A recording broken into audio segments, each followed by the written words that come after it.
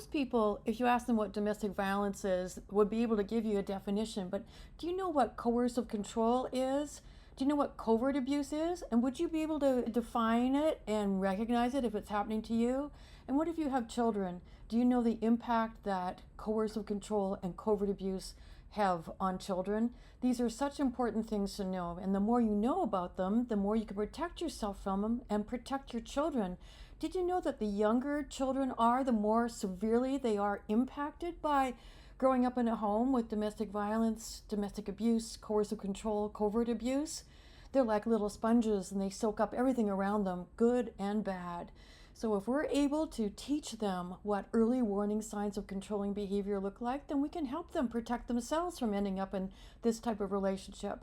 And if you can learn to recognize what coercive control and covert abuse look like, you can be more effective in protecting yourself from it, both now and going forward in future relationships. So before we dive in, can you take a moment to subscribe and perhaps even donate to help us keep spreading the word, keep this project, this program alive, where we are going around the country educating people about what covert abuse and coercive control look like and recognizing early warning signs. Today we're going to focus on the impact on women and children, mothers and their children, the devastating impact that coercive control has on children, and what you can do to protect yourself and your children from it. So let's dive in. Thanks everybody for tuning in this morning.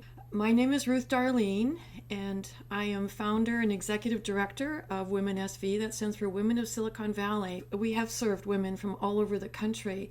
For 13 years, I served over 1,500 women who were experiencing not just obvious domestic violence, like physical and sexual violence, but also more subtle forms of abuse. And that was my area of concentration, the kinds of abuse that don't necessarily leave bruises, but can still take a long time to heal from and can still be very dangerous.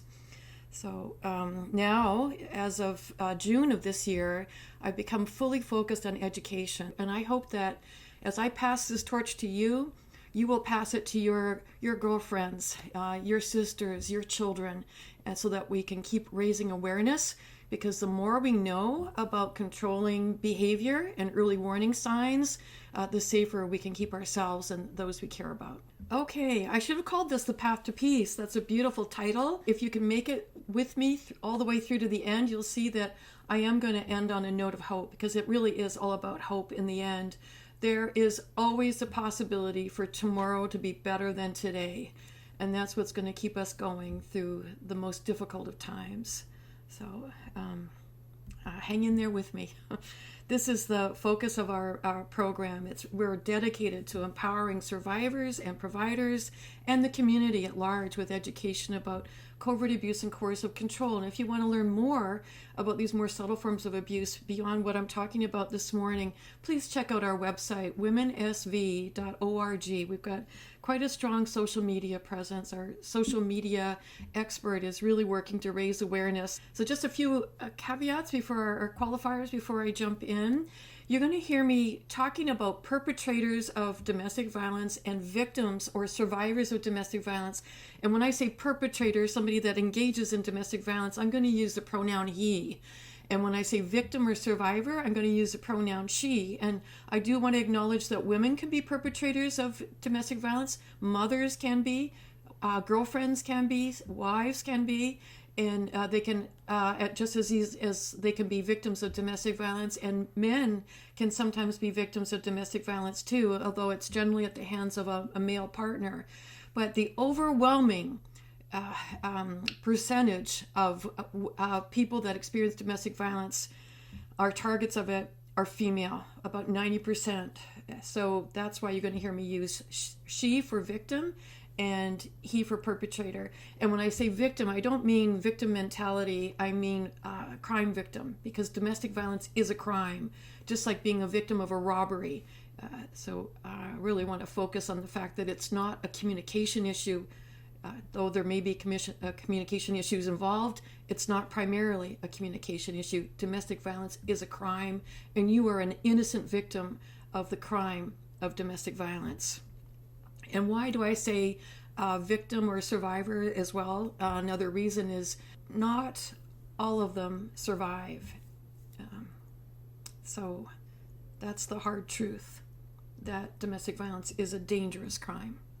If any of what I'm talking about brings back memories that are troubling to you, it's okay for people to sign off or take a break. I understand that this is some of what I'll be talking about this morning could be difficult, so please don't feel like you're stuck here. I want to start with just a few troubling statistics here that, worldwide, according to the WHO, that's the World Health Organization, 1 in 3 women will be severely beaten or raped during her lifetime. And we're all women here. We all know more than 2 women, right? So, and 1 in 2 will experience more subtle forms of abuse. So whenever I talk to women about what I do, it's just amazing that most of them will say if they haven't experienced it themselves, they know somebody very close to them who has. You'd be amazed once you start sharing your story how many sisters you'll find across all races, all genders, all religions who've experienced domestic violence. And we know that it's pretty common with college women, but it's also that they'll be victims of sexual assault during their college years, 1 in 5. But 1 in 5 will also be a victim of intimate partner violence, IPV or IPA, intimate partner abuse during their college years. So it's a very, very common problem, and it's something that we need to do a better job addressing. As young moms, as young women, unfortunately, you're in the category where you are at greatest risk. So what I'm saying today is directly relevant to your experience. If you are a typical woman with an innocent, open heart, wanting love, many of us grow up with the notion that you want to give people the benefit of the doubt. And I will caution you going forward not to do that anymore, to have people earn your trust. Because it's very difficult to tell in the beginning who is authentic and who's pretending to be authentic. Anybody can fake sincerity for a few hours at a time, be on their best behavior in a date. But it's only once you've spent some time with them and then eventually move in with them. And then once you have a child with them, you often start to see the other side. But if you can get sensitive to the early warning signs, pay attention to those gut instincts, it can help keep you safer down the road, because you are a vulnerable demographic just by the sheer fact of your age. Okay, let's play a game.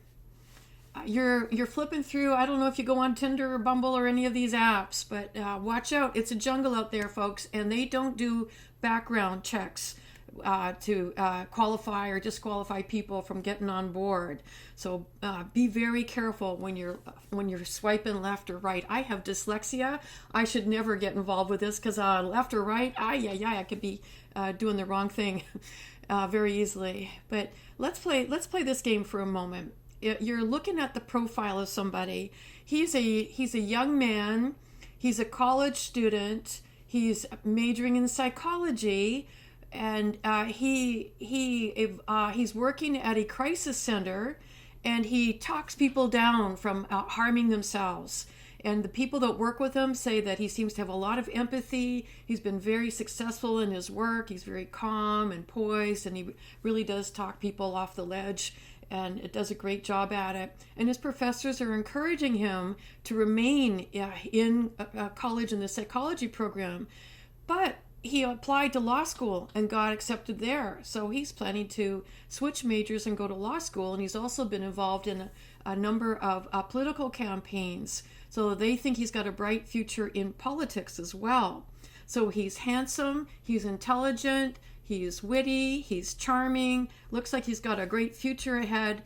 Could you raise your hand if you think you'd be willing to give him a chance and at least meet him for coffee? What do you think? Nobody? In another world, if this wasn't a lecture called The Impact of Domestic Violence on Women and Children, would you, in another world, raise your hand? Would you be tempted to? A little bit tempted to? And I tell you, you're very wise women, because if you had raised your hand or said yes, does this face look familiar? Or this? The same guy. Look at him in his suit and tie. Oh, here he is with his girlfriend.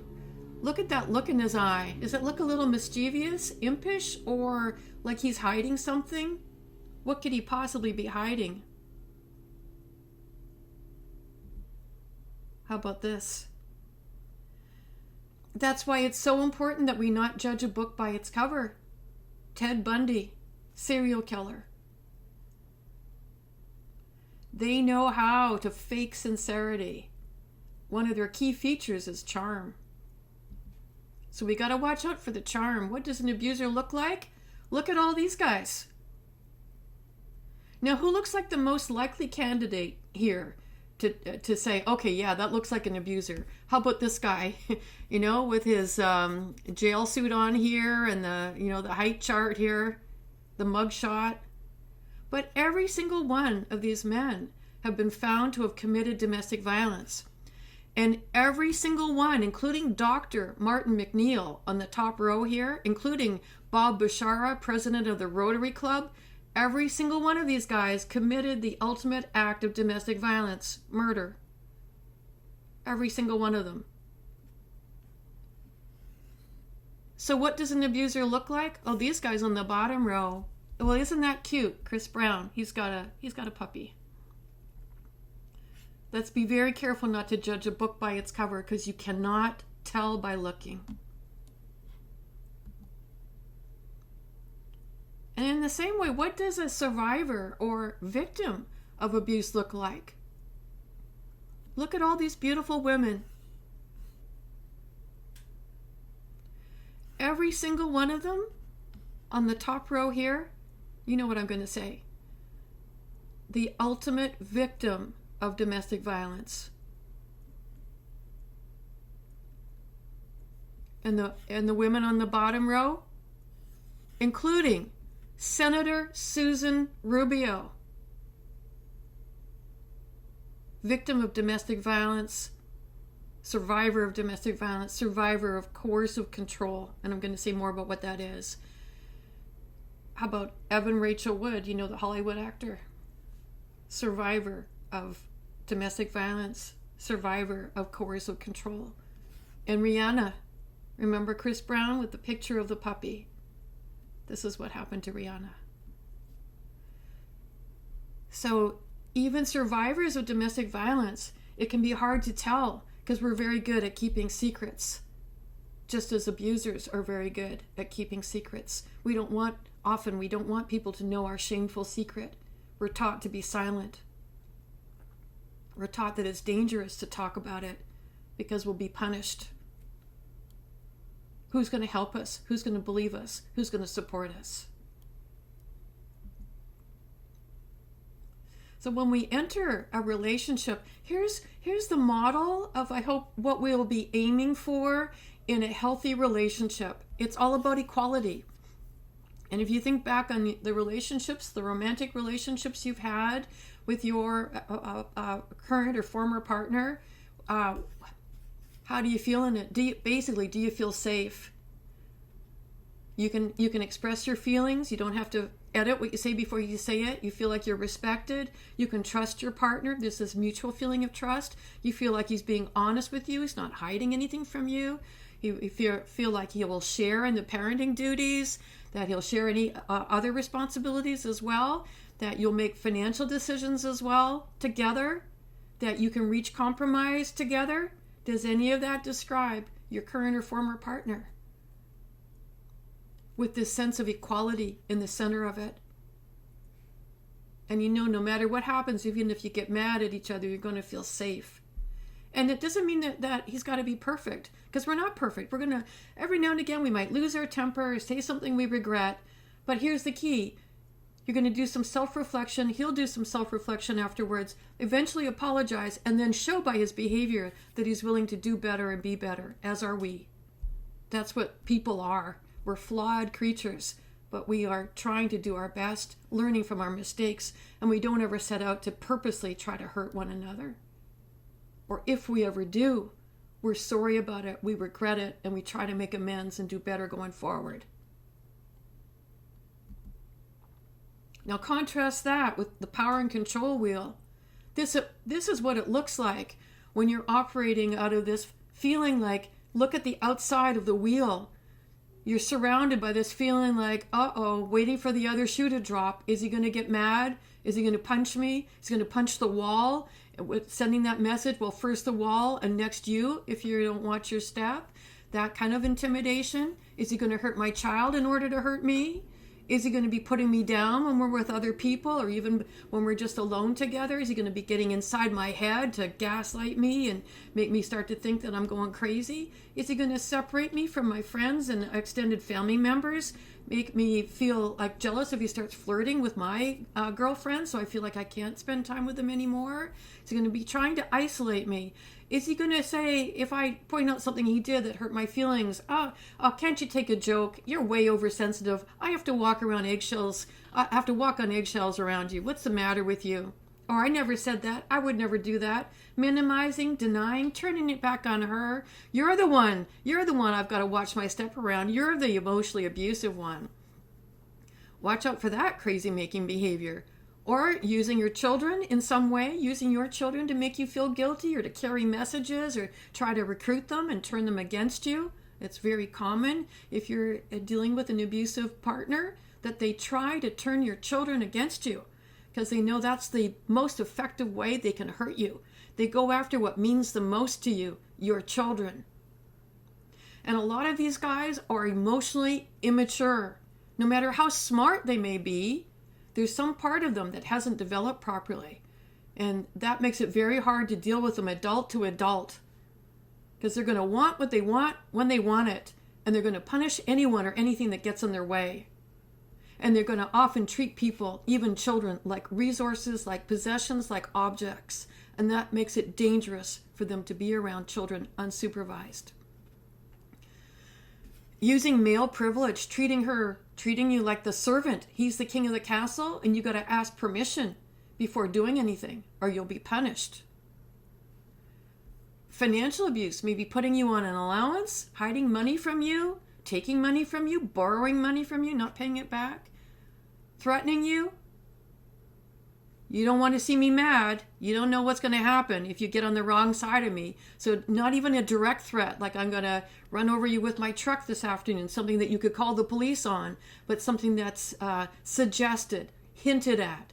It's very difficult for the police to act on that, but you'll get the message. Force, fraud, coercion. These are elements of domestic violence. The inside of this wheel is starting to get at coercive control. But here's the kicker. You don't need a prior history of physical or sexual domestic violence to qualify as coercive control. You can make somebody afraid. You can make them walk on eggshells. You can make them feel like a prisoner in their own home without ever touching them. Though I will say, of the 1,500 women that I have served in the past 13 years, 40% of them have experienced non-fatal strangulation at the hands of their partner. And these are partners who are doctors, lawyers, engineers, CEOs, therapists, religious leaders. Doesn't that blow your mind? One face in public, another very different side behind closed doors. But many of them did not experience that kind of extreme form of physical violence. And they still lived in fear. They still lived in terror of the partner. And the more money their partner had, the more afraid they were. Because if they weren't going to be killed directly by their partner, perhaps by somebody he hired to do it. They rule by fear. And they confuse fear with respect. They confuse love with possession. It's a different type of person we're talking about. And I do want to acknowledge there's lots of good men out there. Lots of really good men out there who have a heart, who have empathy, who have sympathy, who are capable, truly, of love. But that's not the kind of guy we're talking about here. Lots of different types of abuse the abuser can perpetrate, engage in. Physical and sexual are the most obvious. But look what we talked about in that power and control wheel. Emotional, verbal, calling her names, psychological, getting inside her head. Putting her down, the emotional abuse. But the psychological abuse, the gaslighting, like making her doubt her own sanity. That's pretty devious.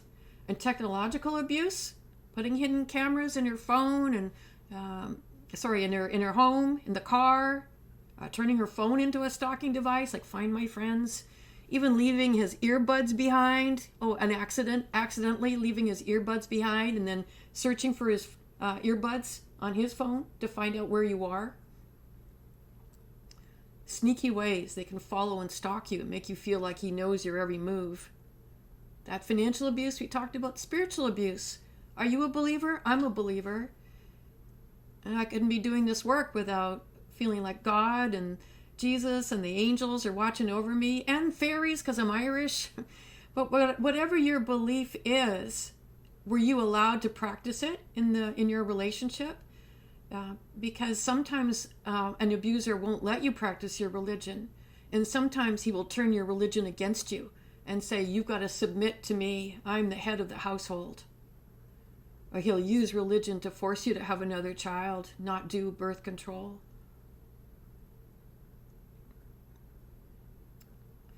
Immigration, if your immigration status is in question, is he going to threaten to expose that?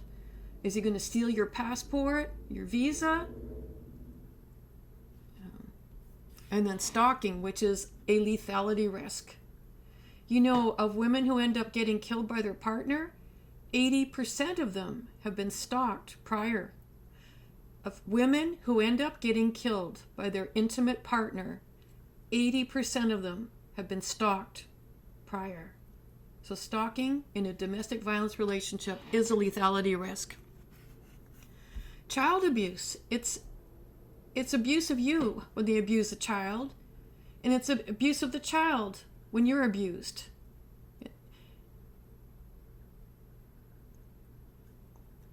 Elder abuse. So often as women get older, they become targets of abuse, sometimes by their own children, sometimes by extended family members, and sometimes by their partners. So lots of different types of domestic violence. And have you seen this cycle before? The cycle of abuse? This is a common pattern. It's not the only pattern, but it's a very common pattern in domestic violence relationships. And you usually, if we start at the beginning here of this cycle, when you meet somebody, they often, if they turn out to be an abuser, they usually start off in the honeymoon period where they're on their best behavior. It's all hearts and flowers, and it's kind of almost like grooming behavior. Yes, I use the word grooming, like pedophiles do when they say, here, kitty, kitty, here's a chocolate bar. Come on to my house. We got candy. It's like, here's a dozen roses. Let me take you to a nice restaurant. I'm going to treat you like a queen.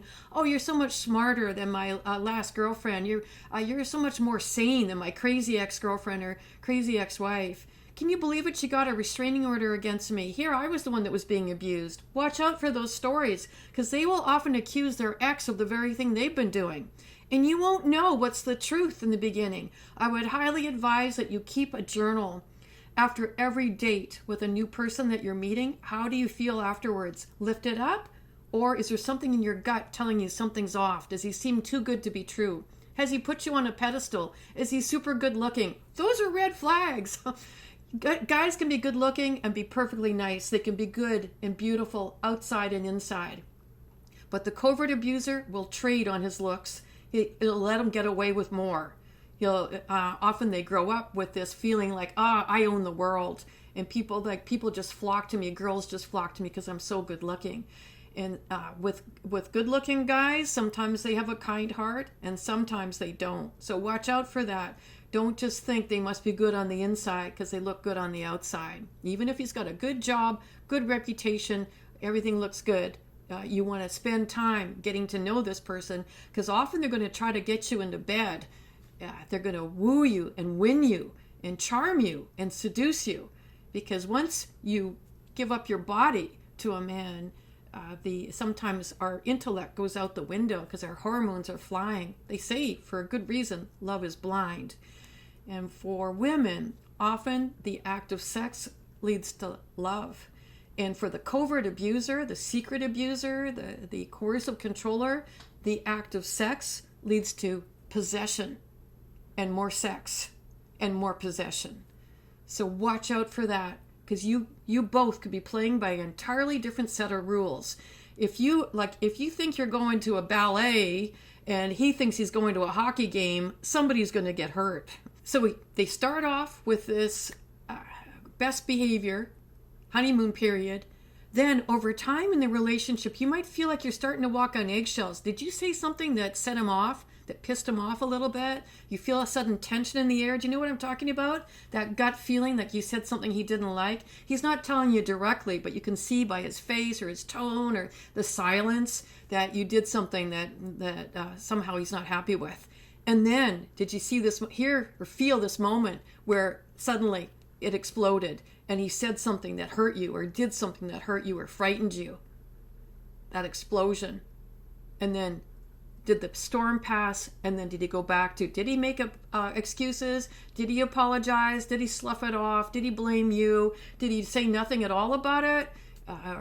Did he go back to being nice again? And did this cycle repeat? So you got these periods of nice, not nice, nice, nice, not nice. That's called intermittent reinforcement. And you've been to Las Vegas? You keep you keep trying your best, thinking there's something you can do to make the relationship better. And every now and again, you get the payout, where he's being that guy you fell in love with. Watch out for that. Because what you may learn over time, especially if you keep a journal that he doesn't have access to, watch out. You don't want him seeing your journal.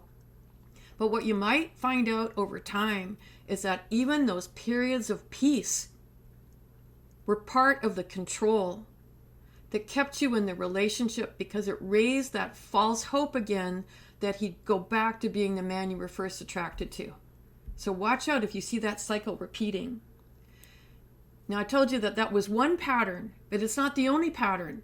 Sometimes they go from 0 to 60 in a second. Like everything's all peaceful, and then you say something like, you mention you're living together, and you say, oh gosh, the dishwasher broke. He doesn't say anything, but the next day you come out and you see that the dishwasher's gone, and he just explodes, and he says, you can't fix it. You broke the thing. You're not going to get another one. You can't fix it. You can't own it. So you start to walk on eggshells because you never know when the next bomb is going to go off. Or it could be just miserable all the time. So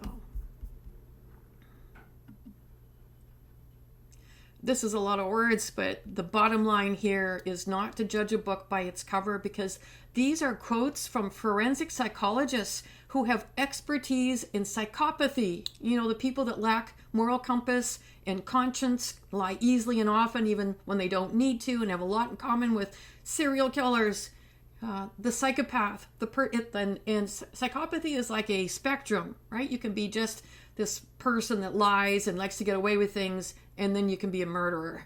So there's a lot of room in between. But even forensic psychologists trained in this area of study will tell you that look at the bottom line here, the bottom quote, even a seasoned professional can be fooled by a seasoned liar. So let them earn your trust. Don't give them the benefit of the doubt, not in the beginning. Your trust is a precious gift, and it belongs to you and you only until somebody else earns it.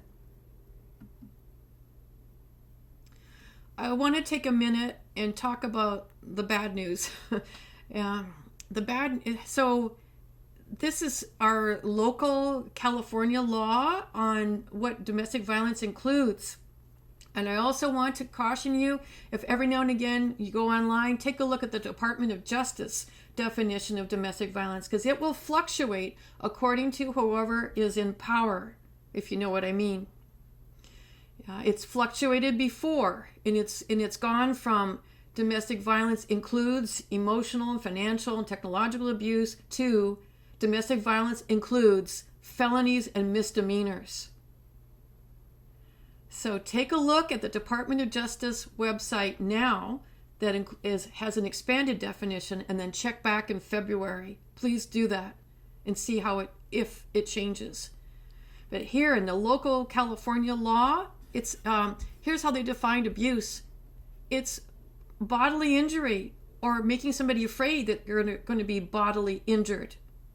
So felonies and misdemeanors in our local state law. No language here around financial abuse or technological abuse or emotional abuse. But then here's the good news. Here's the hope that we have here in California. Family Code 6320. And if you Google that, if you can have a little notebook and write down FC 6320, this is grounds for a restraining order. And your partner may not have ever laid a hand on you, and it can still be grounds for a restraining order. It can be difficult to prove because it's based on what's called the totality of the circumstances, a pattern of behavior, unless it's a single act like strangulation or a blow with a fist. So coercive control is language that is inside this law in family court. Coercive control is a pattern of behavior, this is important, a pattern of behavior that in purpose or effect, whether they mean to do it or not, we're talking about the end result here, unreasonably interferes with a person's free will and personal liberty. So you see that in family court, we are recognizing that it is everybody's fundamental human right to be free and safe and live in peace in their personal life. Their fundamental human right not to have their peace disturbed by the other party. You see, they took the gender out of the language in order to pass it. But coercive control tends to be a gender-based crime perpetrated by men against women. A lot of it has to do with that strength, the superior physical strength typically that men have over women. When we're walking down the street at night, are we looking over our shoulder, waiting for a woman to jump out of the bushes on us? No.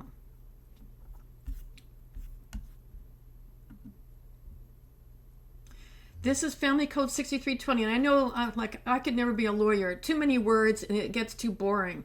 But I think this is fascinating because it applies to me as a woman and it applies to you as a woman. Family Code 6320. If you can read it over and over again, take screenshots of it and know your rights, what you as a woman are entitled to in California.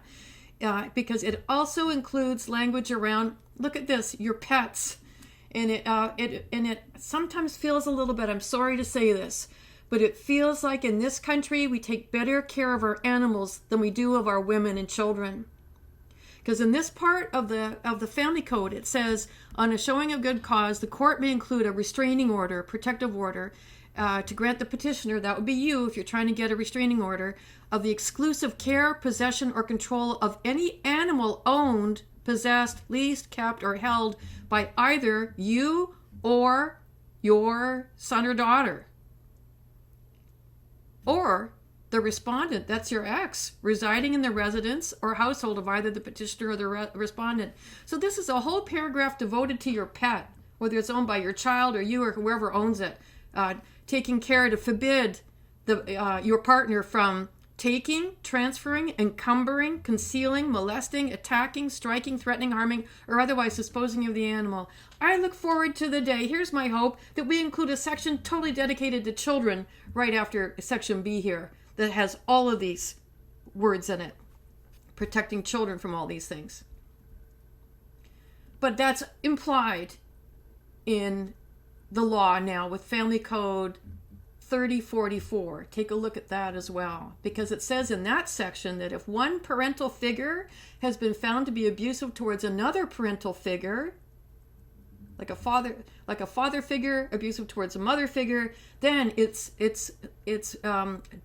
deemed to be detrimental to the health, safety, and welfare of the child to be in the custody of that parental figure. That means it's bad news for a child, even if they're not being abused directly by a mother or father figure, but if that mother or father figure has been abusive to the other spouse or partner, bad news for the child, and the child shouldn't be in the custody of that parental figure. There might be visitation, and that's where the wiggle room is in the law.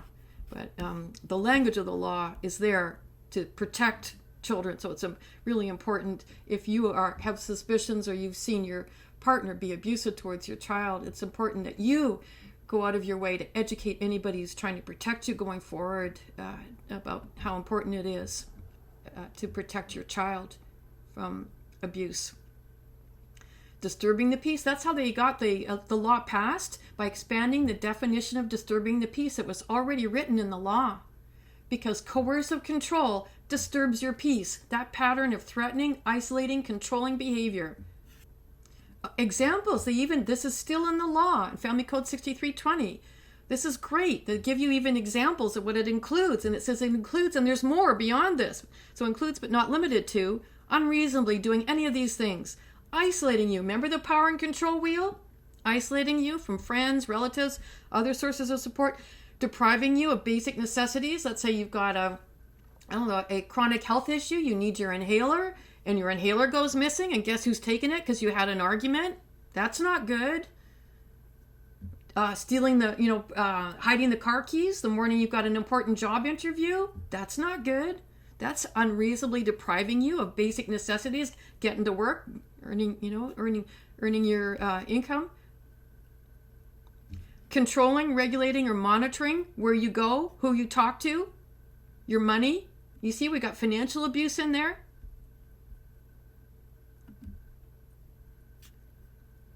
Forcing you to do things you shouldn't have to do, not letting you do things you should be able to do, and then engaging in reproductive coercion, forcing you to have a child if you're not ready to, or not letting you have one if you want to, and like really pressuring you one way or the other, forcing you to do something one way or the other, or something called stealthing, poking holes in the condom to get you pregnant even though you've said that you're not ready to.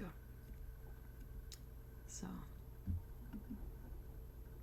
you see, we've talked about all of these things, and you see what it has in common with human trafficking, that force, fraud, and coercion. And this book by Evan Stark, God bless him, and he also wrote a book about coercive control and children, because children are the ultimate victims. Don't you think children are the ultimate political prisoners? Who speaks for them? If you become a prisoner in your own home, who speaks for them? But look at the subtitle of the book, Evan Stark's book, Coercive Control, How Men Entrap Women in Personal Life, Gender-Based Crime, Typically Perpetrated by Men Against Women. And I added this little piece over top here. Strangulation counts as coercive control, even if it, in quotes, only happens in the bedroom. And we'll talk about more about that in a moment. It's a liberty crime because it is robbing you of your freedom. And I call it the ultimate form of identity theft because it really steals your own identity. It steals you away from who you were before getting into this type of relationship. Remember when you were happy and free and spontaneous and creative and life, the world was your oyster? Did you ever feel like that? And did you feel like that after getting involved in this with this person? What changed? Yes, you changed, but why and how? Through no fault of your own. If you ended up with somebody that pretended to be one type of person and then turned into another. That's called bait and switch. And we have to do a better job educating our young people about what to look for going forward as they get a little bit older. And I hope that you will pass this knowledge on to your children as they get older about what to look for, these early stages, the slippery slope of abusive relationships. They start off, remember, in the honeymoon period, the grooming phase, just like the pedophile. Here, kitty, kitty, here's chocolate, here's flowers. The love bombing, you're so beautiful, you're so wonderful, you are perfect, you're my ideal woman. They want to be with you every minute of the day. Oh, look, he's texting me. It's like almost every hour now. Oh, isn't that sweet? This feels like love. Hi, honey, just checking in with you. Had such a nice time with you last night. You're so beautiful. What are you up to? Just thinking about you. Miss you. Oh, are you there? Are you there? What are you up to? I'm worried about you. Can you get back to me? Over time, that checking in, first it looks like love, but over time, how come it took you so long to answer my text? How come you didn't pick up when I called?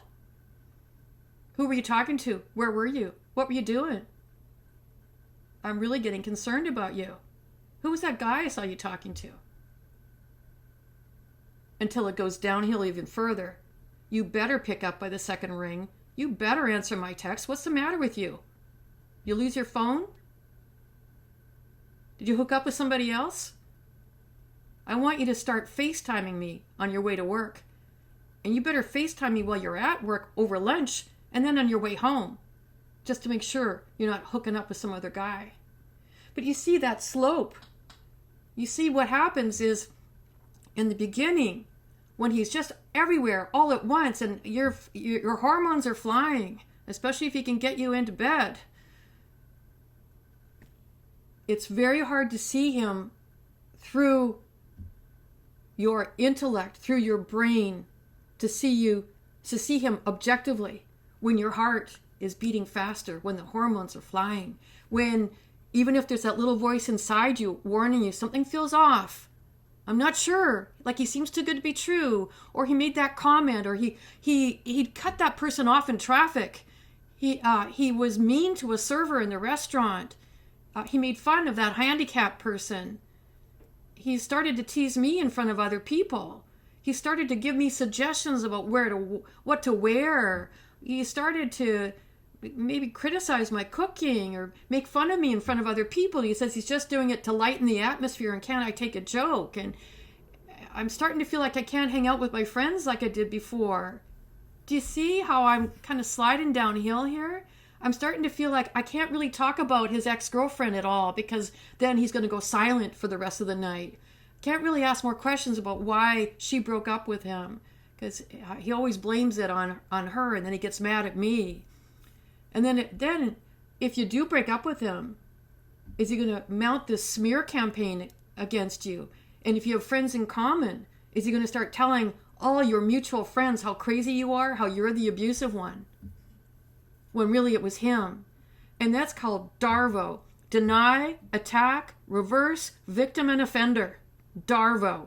They flip back on you the things that they've done. And then they make other things up. Because why? They lie easily and often. It just rolls off them. They can tell you it's midnight and snowing right now and you'll believe them because they're so convincing. They like to lie even when they don't need to, just to keep in practice. And it's almost impossible to tell if they're lying or telling the truth when you first meet them. Because they're that convincing, they are that charming. Watch out for that word charming. Nice looking, charming, saying and doing all the right things? Yes, he could be a good guy, but only time will tell. Time is the abuser's enemy, and that's why he's going to try and get you into bed real fast so that you can look at him through rose-colored glasses. Love is blind. Watch out for that. You want him to earn your trust. So keep a journal. Listen to that inner voice. Take it slow. Talk to your friends. Talk to your advocate. Talk to trusted people. And listen when your gut is telling you that something is off. Because he's going to try and silence that voice and overwhelm it, overpower it with his own. And that's called gaslighting. Did you ever hear any of these? It's your own fault. Can you hear yourself? I wouldn't have done that to you. You accuse him of saying something or doing something you saw him or heard him do or say. And he says, I would never. Yes, he might outright deny it and flat out lie, but often they'll use that conditional tense of the verb. I wouldn't, I would never, I would never. Watch out for that language. Or you're overreacting, accusing you of being the problem. You're too sensitive. You're remembering it wrong. And then he'll proceed to rewrite history. That's what they do. They get inside your head, they rewrite history, and they cause you to doubt your memory, your perception of how things went down. Until over time, as you get more and more isolated, you're going to start doubting your own sanity. And then that makes you even more dependent on him to define reality for you.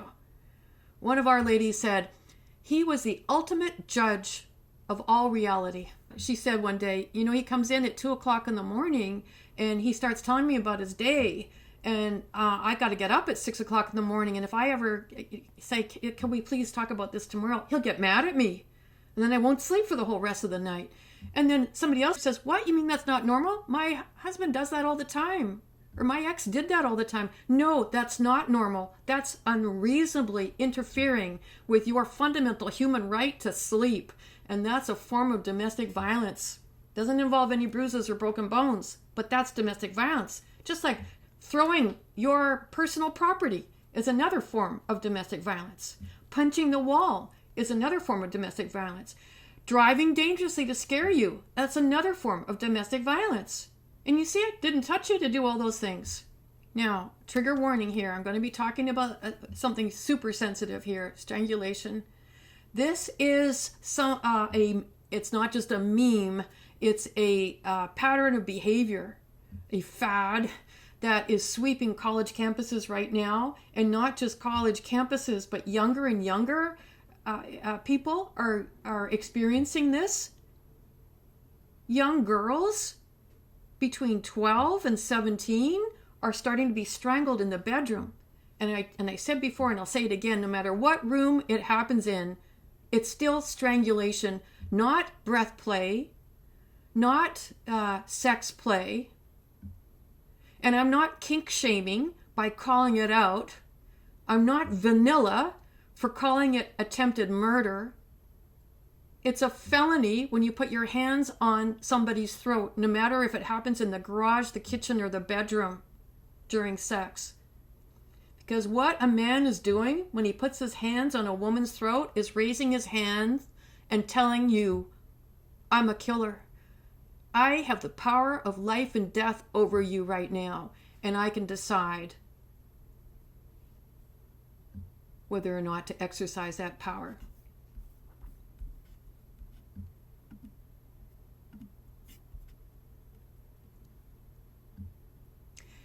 Here's something else to know about strangulation is if it has happened even once, your partner is many, many times more likely to end up killing you.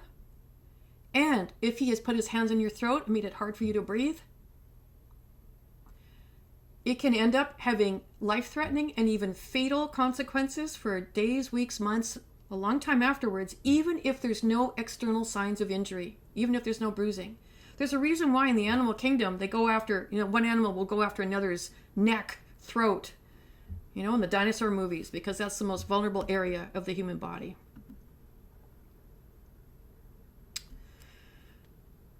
So what an abuser will try to do is he will try to silence his victim. And if he can't silence her, he'll try to discredit her. And one way to do that is either getting her put on a psychiatric hold, making her look crazy, or setting her up to get arrested. Keeping her up all night, chasing her around the house, threatening to kill her. And then she takes action to defend herself. He puts his hands on her throat. She scratches his face trying to get away. He calls the police. He's got the scratches. She ends up going to jail because when police come, they are supposed to be looking at the history of the relationship, but they're put in a very difficult position of having to make a quick decision based on limited evidence. And they'll do the best they can in most cases. And often the victim of this type of crime will not be presenting very well. She'll be sleep deprived. She'll be traumatized. She'll be beside herself with terror and trying to articulate what happened. Meanwhile, he'll be talking to the police. Remember Brian Laundrie, if you ever saw that YouTube video of the police stop when he's talking to the police and charming them and asking for water and talking about his bald head and playing the victim here and saying how crazy his girlfriend is. You remember Brian Laundrie, who ended up going on to strangle Gabby Petito. So that's what they try to do, discredit her so she won't be believed. And Nancy Lemon, who wrote Family Code, was the driving force behind Family Code 3044. She's an attorney that teaches at law school, and she said that when you make a decision based on that one incident, it's like taking a snapshot of the relationship instead of watching the whole movie. That's what's so important. And we go back to coercive control, the pattern of events, the totality of the circumstances. And that's why a journal is so important to keep, a secret journal. And if it turns out, oh, he's the love of my life and he's a sweetheart and we're madly in love and I know we got engaged 3 months after meeting, but I feel like, my heart is telling me that this is the right man. This is my soulmate. And it may be true. On the other hand, if you keep that journal, right after the wedding, on our honeymoon, oh my gosh, he said really mean things to me, or he locked me out of our hotel suite.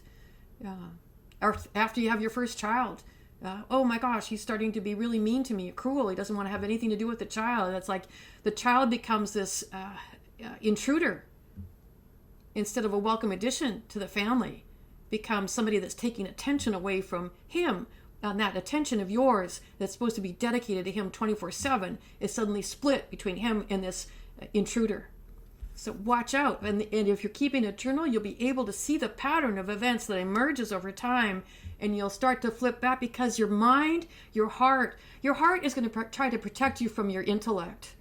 Your intellect will say, he did this, he said this, he did it again, he said it again, even though he said he wouldn't, or he denied doing it, but he did it again.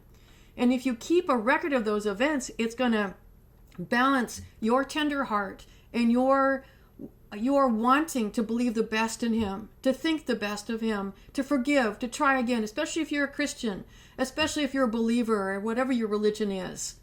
You're going to want to forgive, forget, and move on. Or if you're a human being, if you're a woman of tenderness and compassion and empathy, oh yes, he suffered as a child. He's a victim of trauma himself. And that's why, yes, maybe he needs some anger management or stress management or something like that. Maybe we can go to couples counseling. Watch out. If you're involved with a covert abuser, a coercive controller, he'll turn couples counseling into a weapon to use against you. And the batterer's intervention program, if he ends up in that, in order for it to have any kind of success, these guys have to be capable of empathy, remorse, self-reflection, willingness to try and do better, be better, change their behaviors or attitudes towards women and children. And this type of abuser does not do any of those things. If he is careless enough to end up in a batterer's intervention program, he's going to learn the tricks of the trade so he doesn't get arrested next time. You'll get arrested next time. How else do they make you feel like your every move is being watched? Make you feel paranoid and sound paranoid when you're trying to share what's happening with your friend, with your therapist, with your advocate, with a police officer, with an attorney, whoever you're reaching out to. You know, you're lucky to have trauma-informed advocates where you are. But not everybody in this field is trauma-informed, and especially in the medical profession and the counseling profession. You could end up on a 5150 psychiatric hold looking paranoid. You know, like they give you this test. You think your every move is being watched? And you check yes. Oh, this person sounds paranoid. Maybe they're bipolar with psychotic features. Maybe their every move is being watched because he put a hidden camera in the coat hook. He put a hidden camera in the smoke detector. He put a hidden camera in the shower head. He gave me a phone for Christmas, complete with a charging brick. But oh, I didn't realize he had a hidden camera in the charging brick. What the heck? How is it possible to feel safe when in fact your every move is being watched? And then we talked about financial abuse, putting you on an allowance, overspending, punishing you for that, or forcing you to turn over any money that you've earned, hiding money, stealing money from you, borrowing and never paying it back, threatening to turn you into a bag lady if you ever leave them, forcing you to take out loans, or to sign if you get married, making you sign this really restrictive prenup that you get nothing. Or he gets everything, a prenup or a postnup. Taking out a credit card in your name, running up debt to ruin your credit. Because when you escape from an abusive relationship and you try to rent a place somewhere else, what's the first thing a potential landlord's going to do? Check your credit. Did you have a chance to build your credit? If you check your credit, has it been destroyed because he's been secretly taking out credit cards in your name, running up debt in it by not paying off the balance? Is he dodging income tax? If you're involved with him and you thought he was filing in income tax for both of you, is he dodging it? Then you could maybe talk to an attorney about claiming innocent spouse status that you didn't know, so that you don't become liable for his bad actions. So we talked about this, the lethality risk of stalking in an intimate partner relationship. But also the intimacy effect. Has he ever threatened to harm you, to hurt you, to kill you? Take that threat very seriously. It's not just idle talk. And some police will tell you he's just talking. The closer the relationship, the more seriously you should take the threat. That's the intimacy effect. Because sometimes when you think your every move is being watched, that's because it is.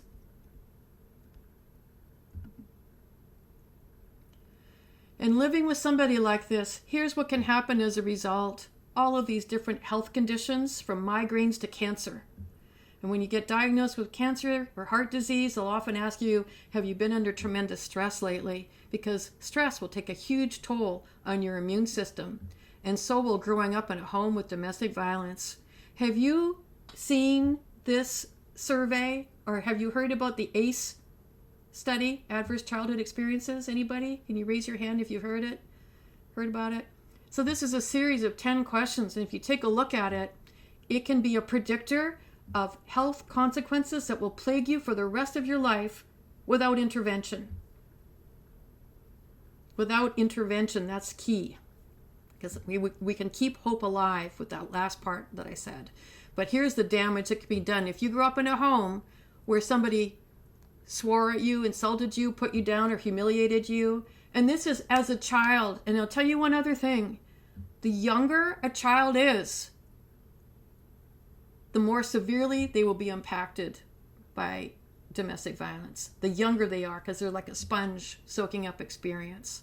It's not, oh, they're too young to know, or they won't even know what's going on, they're too young. No, it's the opposite of what we might think. So did a parent or other adult in the household often or very often swear at you, insult you, put you down, or humiliate you?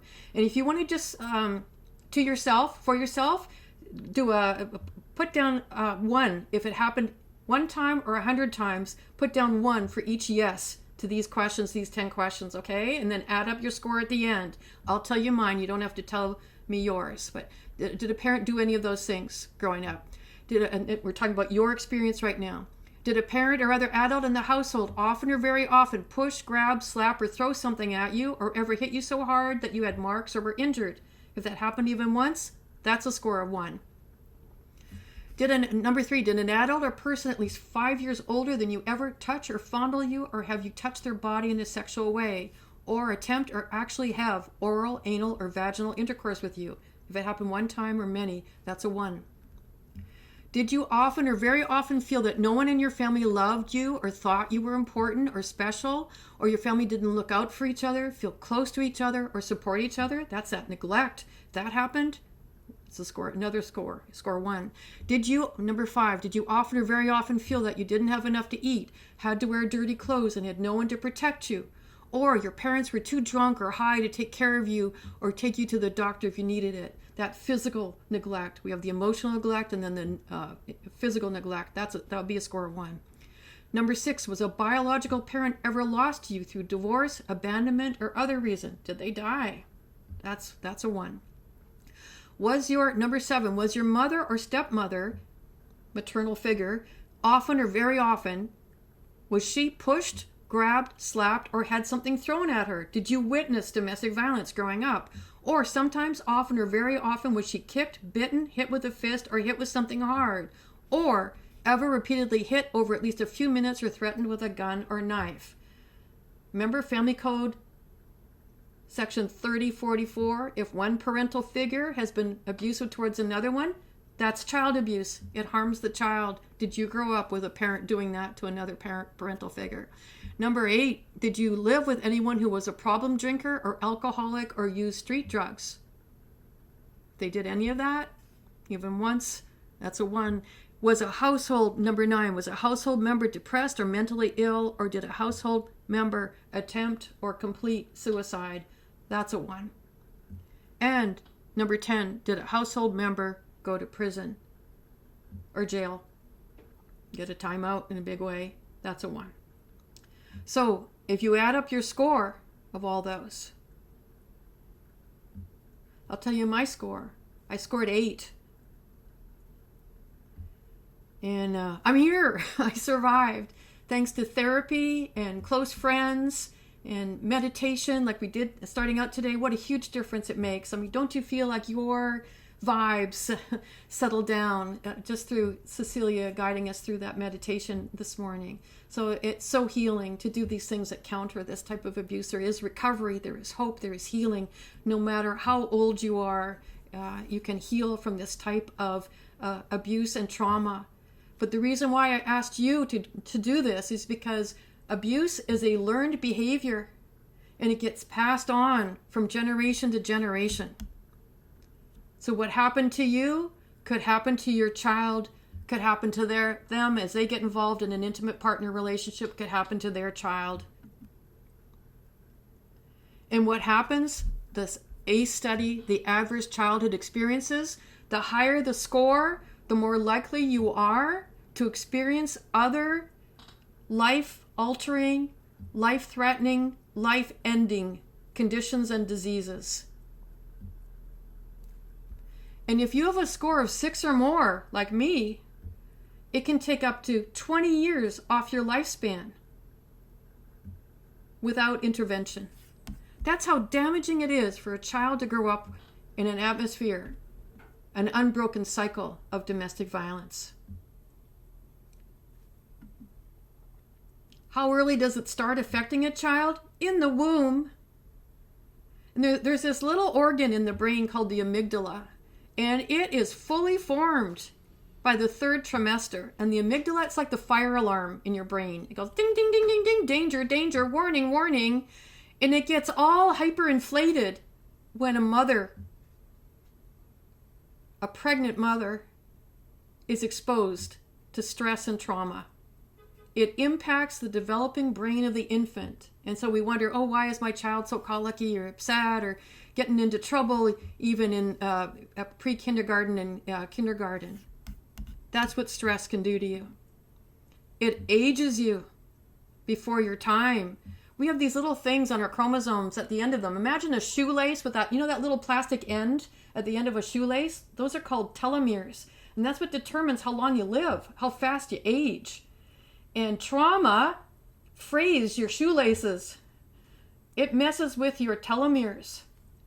So emotional abuse is physical abuse. It affects your heart rate, your blood pressure, your immune system, your body, your mental development. Emotional abuse causes tremendous damage. But here again is the hope. We keep going back to the hope always. What can protect you from all that damage done? You mom, you moms. You are the protective factor, because it only takes one healthy parental figure to combat all of these horrible things that have happened. This bottom paragraph. There's a range of protective factors that can mitigate against this impact. It can work against the harm done by trauma and witnessing domestic violence. In particular, what's the best thing? A strong relationship with and attachment to a caring adult, usually the mother, and that's you. What a joyful burden, right? But here is your role to be the healer in your family, your little family with your child. You get to be the game changer. Because otherwise, if the beat goes on, your child is going to be more at risk of perpetrating domestic violence or being a victim of domestic violence when they grow up.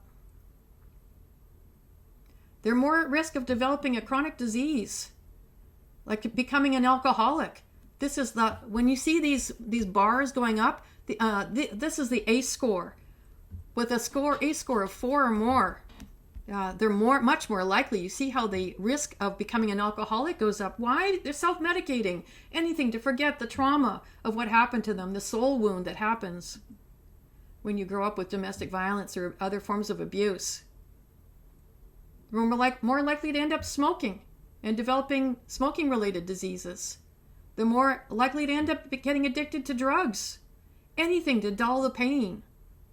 Look, he had an ACE score of 4, and without intervention, he's much more likely to end up being a drug addict or an alcoholic. I also do trainings for the probation department, and I always start my trainings by asking the probation officers, what percentage of the clients you work with have experienced trauma, and especially in the form of domestic violence growing up? And almost 100% of them say, 100% of the attendees, like 30 attendees in my classes, say, yeah, pretty much 100%, almost all of them have experienced trauma growing up. And they end up getting into drugs and alcohol and domestic violence and experiencing all the other fallout of growing up in a home like this without intervention, including heart disease or cancer, including depression And women are much more likely. Why? Because men often will take their anger out, the trauma out, act out on it, be aggressive, and women are more likely to direct it inward in the form of depression, feeling helpless. And sometimes it feels like death is the only escape. That's how you know you're in a controlling, abusive relationship that's made you feel trapped, like death is the only way out. And it makes you more likely to be looking for love in all the wrong places if it's not happening at home.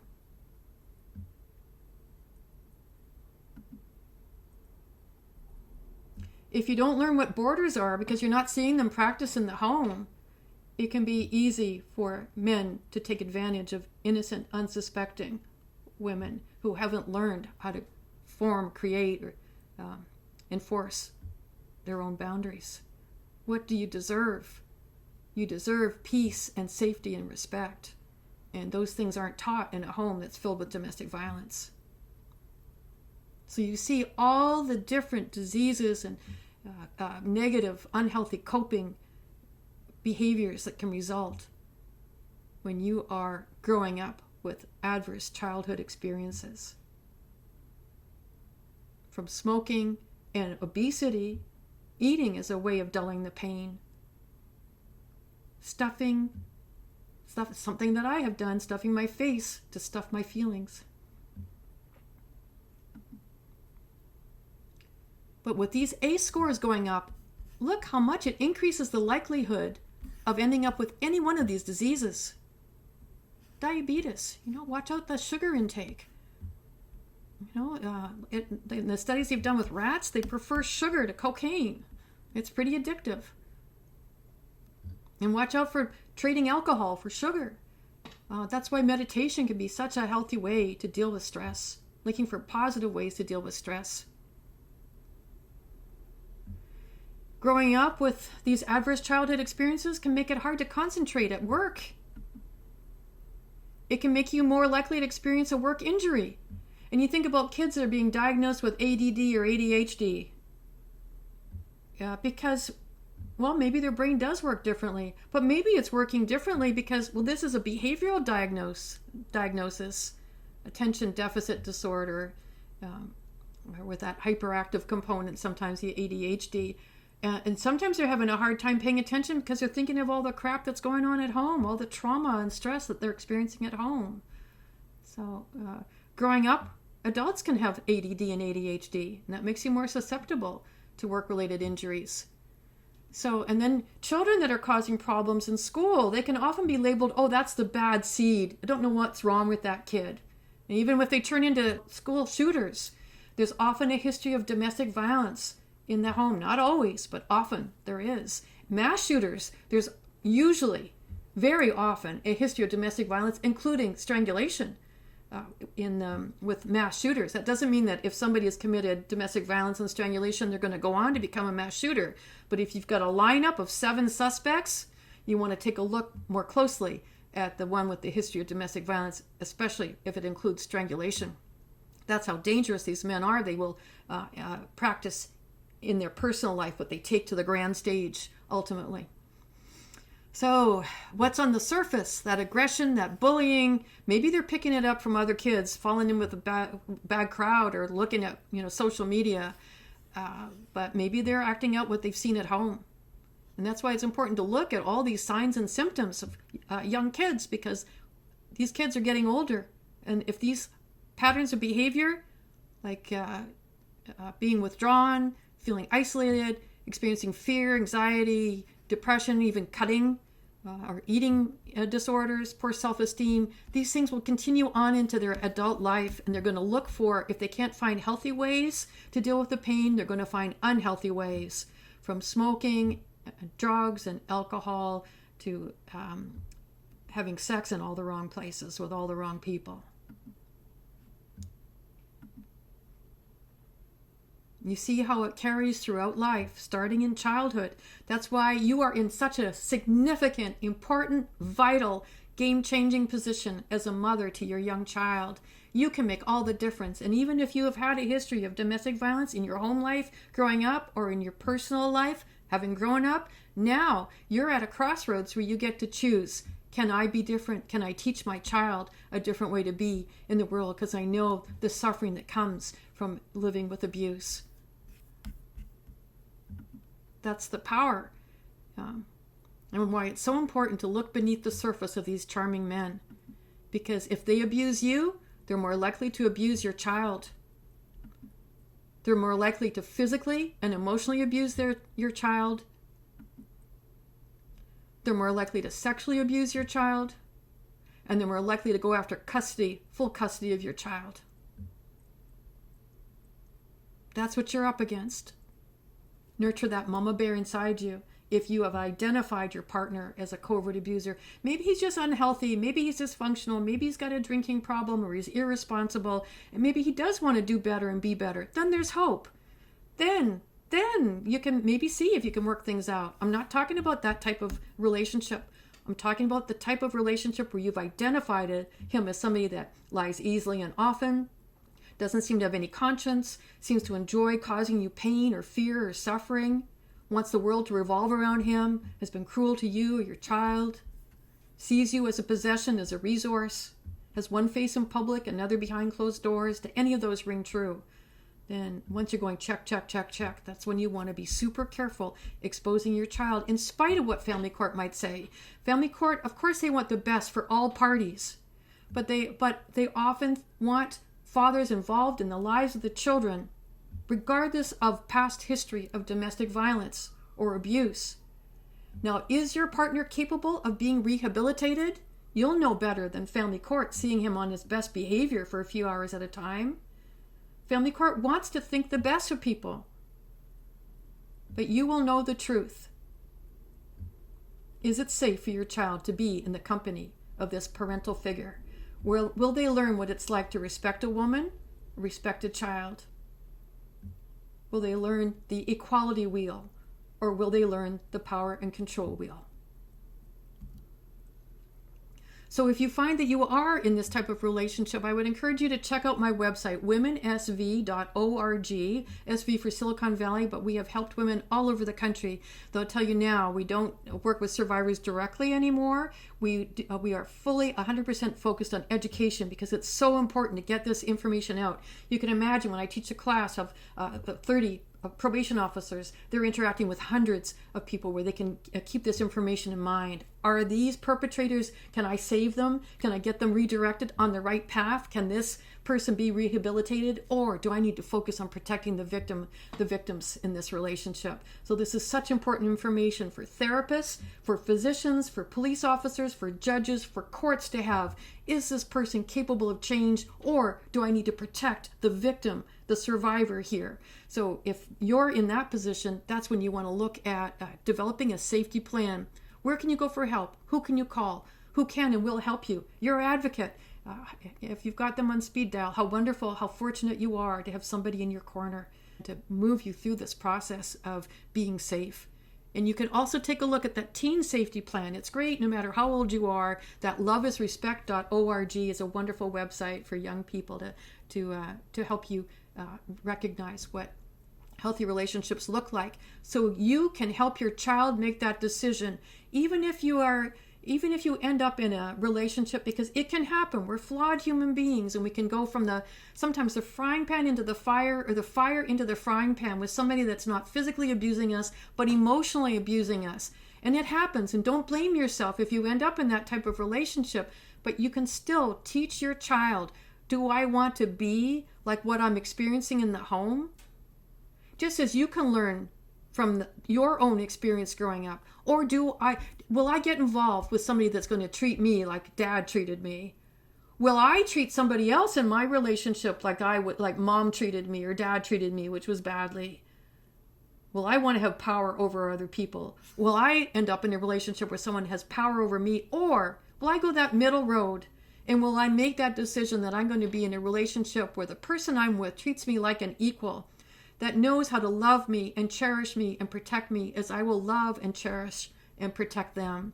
And that's exactly where the hope lies, because no matter what has happened to you as a child or as an adult, your brain, here's the good news, is very resilient. Children are resilient. With intervention, PTSD, post-traumatic stress disorder, tends not to get better on its own, but it can get better in the care of a trauma-informed therapist with things like EMDR, eye movement desensitization and reprocessing. There's lots of somatic therapy, cognitive behavioral therapy, meditation, talking to friends, and getting engaged in life again. All of these things can help you heal. Because here's the best news of all. Well, I'll get to the best news of all, but this is even better news, the neuroplasticity of the brain. Your brain can heal. That's what we found out, that even as an adult, isn't that cool? Your brain is more like skin, we slough off our layers of skin. We form new neurons in our brain. We can learn new ways to be and feel and act in the world. So there's no excuse for your ex if he's still behaving like that. He can make the choice to be better and do better.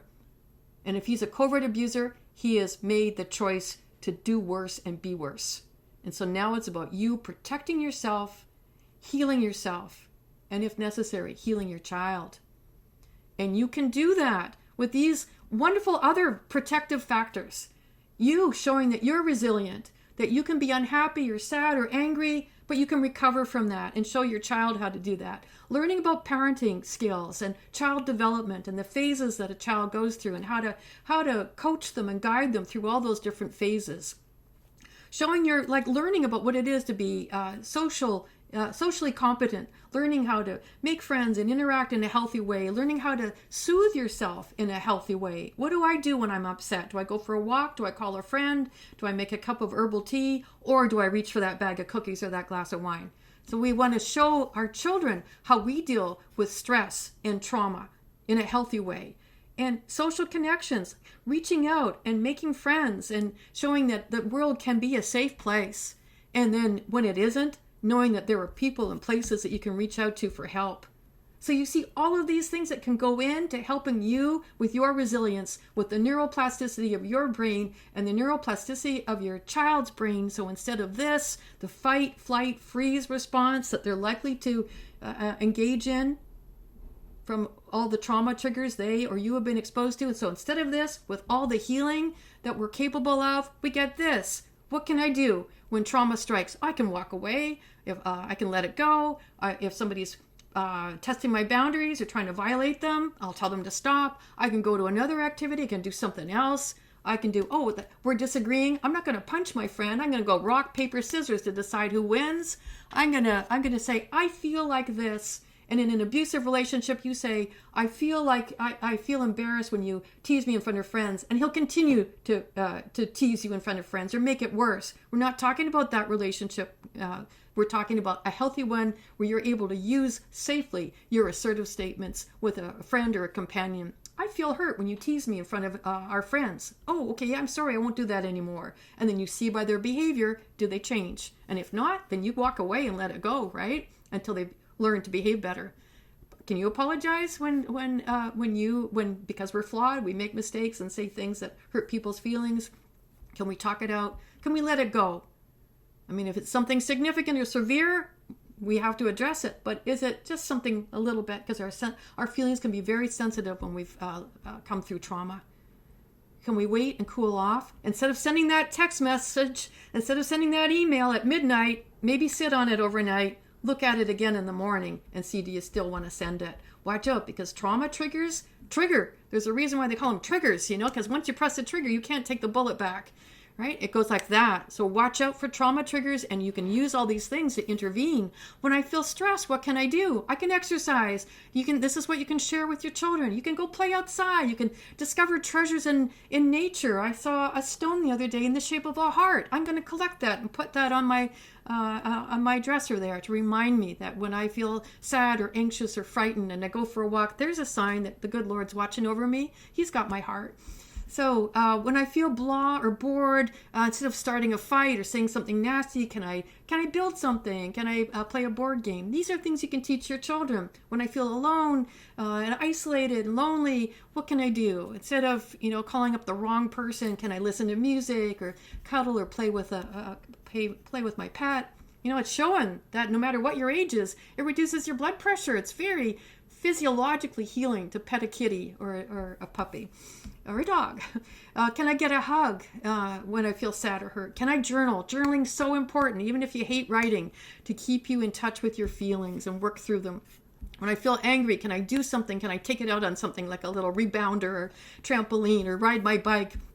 When I feel worried, can I do something with my hands other than pick my fingernails or clench my fists? Can I create a little origami bird or visualize, do a little meditation? Can mom teach me how to do some yoga? You know, they're doing yoga and meditation in kindergarten now, and it's working. Really settles kids down, especially after the sugar high from recess. So here's the great news here, that there is a path forward for healing. You can heal at any age. You know that you're healing when you discover you're not alone. Others, just like you, have been through what you've been through. They've come out the other side. You're not crazy. No, you are an innocent victim of the liberty crime of coercive control or covert abuse. And the way you're feeling now, whether it's been eating too much or drinking too much or feeling anxious or depressed or having symptoms of PTSD, these are perfectly normal symptoms. They're the normal human reaction to the torture and trauma that you've experienced. And you're not doomed to experience these feelings forever. You can heal as others have healed. And even if you grew up in a home where you didn't have good examples, you can learn from those negative examples. We don't have to repeat what we grew up with. My mother had a drinking problem. And there was a little issue for me for a while. I thought you drank to get drunk. And I realized, no, you don't. So you can learn at any age. We don't have to repeat what we grew up with. We can decide to do things differently. We can learn from other healthy adults, from teachers, coaches, advocates, our friends, colleagues, how to be in the world. We can learn healthy behaviors and attitudes from others beyond our mother and father. And we can find meaning in whatever happened to us. We can find meaning in it. And one of the best ways to heal from trauma is to find meaning in it in a way that helps others. And isn't that cool? Two birds with one net. You can heal yourself and help heal others from everything you've been through, overcome, and healed from in your life. We do not have to become the thing we fear or the thing we hate. We can heal. Our brains can heal. Our hearts can heal. Because if abuse is a learned behavior, here's the best news of all, so is love. If there's a takeaway, I think it's, please know that psychological abuse, emotional abuse, that gaslighting, the manipulation, the controlling behavior is very dangerous, even if there's no prior history of physical domestic violence, because it's turning a woman into a possession. And what's the ultimate right of property possession? The right to dispose of it if you think it's no longer useful or if it's starting to cause problems. That's what makes them so dangerous. But then the hope, right? If we can get free, then that's when the world opens up, the whole world opens up to you. And you get to choose who you have in your life.